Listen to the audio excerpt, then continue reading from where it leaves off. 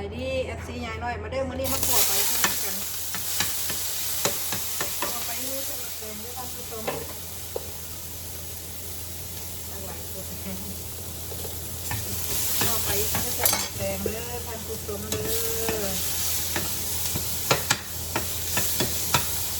นะใส่หมักแดงขั่วไปใส่หมักแดงพวกมันสิแซ่บบ่สิแซ่บเลยฟังทีหนึ่งสิแซ่บ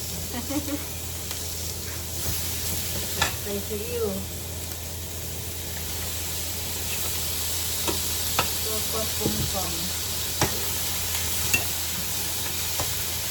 ใส่ซีอิ๊วไป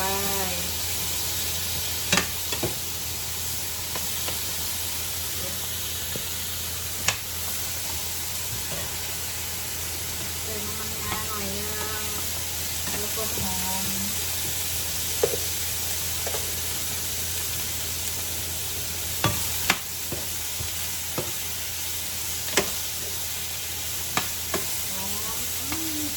จะเชื่อหอมแบบมีซีอิ๊วดำเลยยังจะกลมน้ำ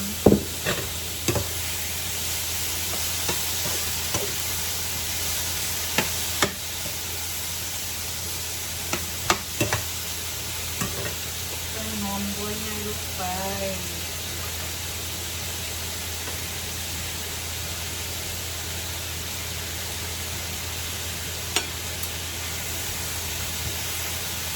น่าจะมักกล้วยแล้วเลยกล้วยก็มันอ่อนๆน่าจะเอาลูก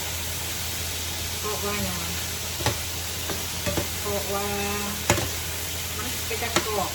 ถ้าเขากล้วยอ่อนหลังแล้วมันบดแซ่บมันหอยลงไป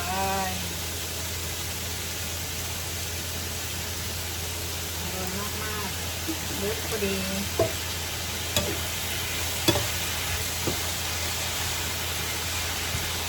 รสแซ่บมากท่านผู้ชมรสแซ่บแซ่บ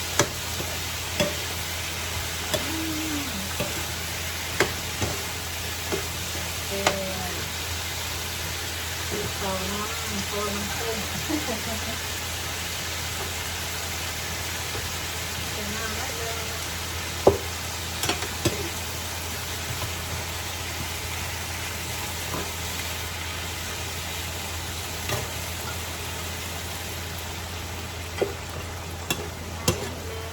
เดี๋ยวให้หม้อไหม้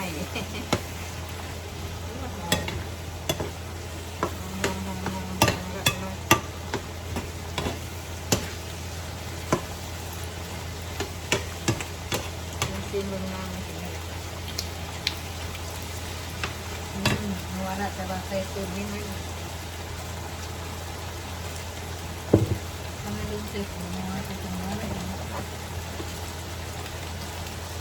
ใส่ผงนัวให้ลดความอร่อยลดความอร่อย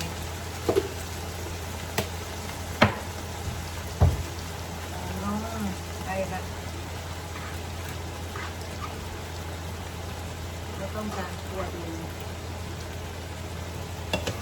ตัวนี้เนี่ยประกอบว่า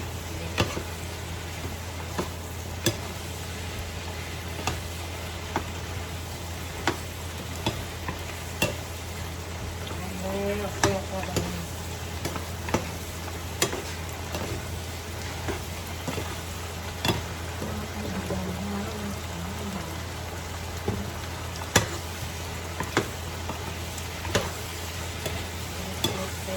ได้แล้วได้ทำตรงได้แล้ว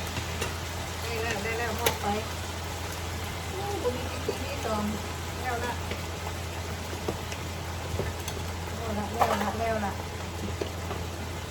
จานมาใส่แบบนี้นะ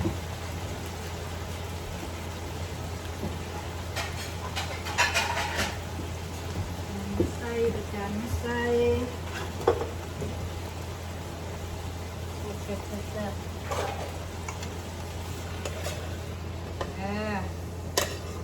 ปวดไปเลยใส่แตงไปเคยกินบ่ท่านผู้ชมบ่เคยกินเลยอย่าพลาดเด้อเฮ็ดกินน้องเด้อแล้วก็กินของแซ่บ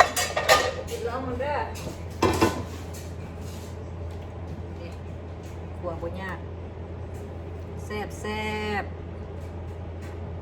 แซ่บแซ่บมากินน้ำกันเด้อท่านผู้ชม มากินน้ำกันเด้อบายพบกันใหม่คลิปหน้าเนาะ